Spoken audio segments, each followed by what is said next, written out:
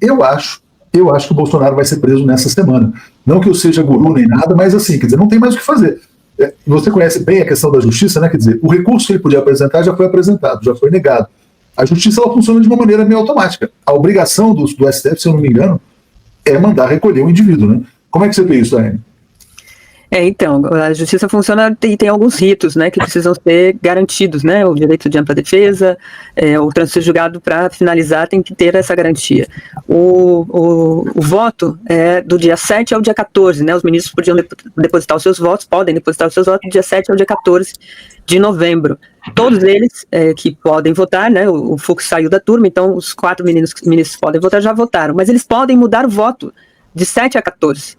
Então, o prazo fica aberto até o dia 14. Feito esse prazo, finalizado, a defesa ainda pode apresentar mais algum recurso e, portanto, tem mais um prazo aí de alguns dias, 15 dias, 5 dias, para esse trâmite acontecer. E aí, tem análise novamente do ministro relator, que pode denegar de pronto sem análise do mérito, julgando que seja uma repetição do que já foi apresentado e uma tentativa de postergar justamente o avanço da tramitação do processo para essa execução penal. Então, não acredito que isso aconteça tão rápido quanto a gente espera, justamente por conta desses prazos todos.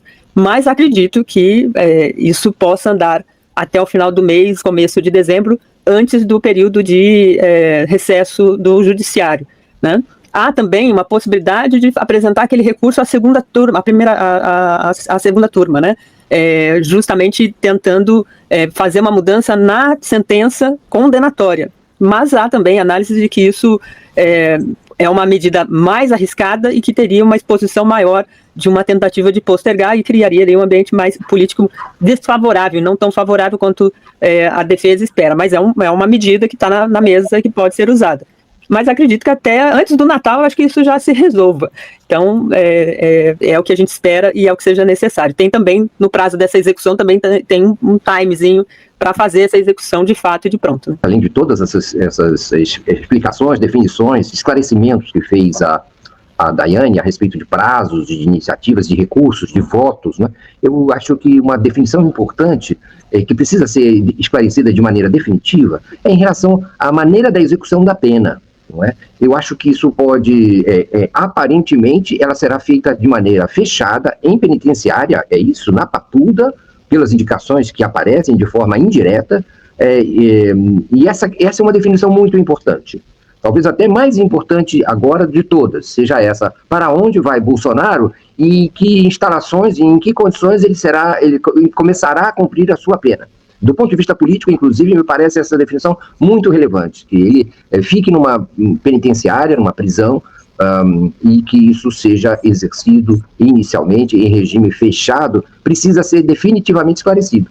Eu imagino que isso esteja também afeito à decisão do próprio ministro Alexandre de Moraes, né? Mas também talvez aconteça aí uma delegação para um magistrado que vai cumprir e cuidar da maneira de execução dessa pena, né?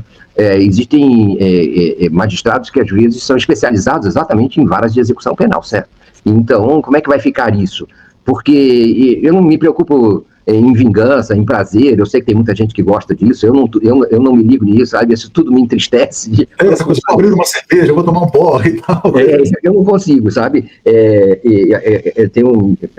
Além do miolo, eu tenho um coração mole. Então é melhor eu me afastar dessas coisas, é melhor eu não presenciar esse troço, porque eu posso ficar um pouco, vamos dizer, sabe, dar uma fraquejada nesse momento.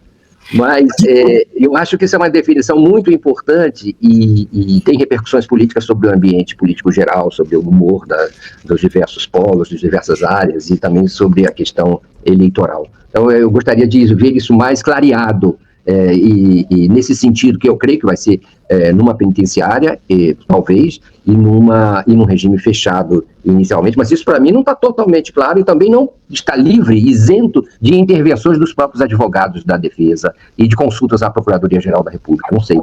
Ficam essas questões aí, minhas dúvidas, que eu divido com vocês. A execução penal que ele vai ser submetido, segundo determinou o Supremo Tribunal Federal, é 4 anos de regime fechado. É 4 anos até migrar para qualquer coisa. Eu gostaria de lembrar outro detalhe aqui, que a gente vai cobrindo o Brasil na nossa profissão e vai lembrando de coisas do nosso país. Eu queria lembrar uma delas, que foi apenas um dia depois que o Supremo Tribunal Federal, naquele fatídico habeas corpus, negou o direito do presidente Lula à presunção de inocência por 6 votos a 5, foi no dia 5 de abril de 2018. No mesmo dia, dia 5 de abril de 2018, o então juiz Sérgio Moro pediu o mandado de prisão do presidente Lula. E ele chegou a ser preso no dia 7, como já sabemos. Então, assim, o Lula, a execução foi imediata. Tudo bem, é outro caso. Porque o Lula era o inimigo da classe dominante. O Bolsonaro é um serviçal da classe dominante. Isso muda tudo, né? Aí quando você é um serviçal da classe dominante, você tem todos os recursos possíveis que o direito fornece para as pessoas que são inocentes até ter o seu processo transitado em julgado, né? Essa é uma questão que me incomoda, porque o presidente Lula não foi cogitado a ele a hipótese de ter prisão domiciliar em razão de qualquer tipo de razão de saúde. Inclusive, foi negado várias saídas ao presidente Lula para ir no enterro do irmão. O ministro Dias Toffoli queria que o presidente Lula se encontrasse com seus familiares numa unidade militar. Aí agora a gente está discutindo todos esses prazos, todos esses recursos para executar uma pena de 27 anos de prisão, com 4 anos de prisão em regime fechado, contra o Bolsonaro. Sabe? Esse é o Brasil que a gente tem. Infelizmente, é a justiça, tudo bem, mas quando o réu é do campo progressista, a justiça é célere.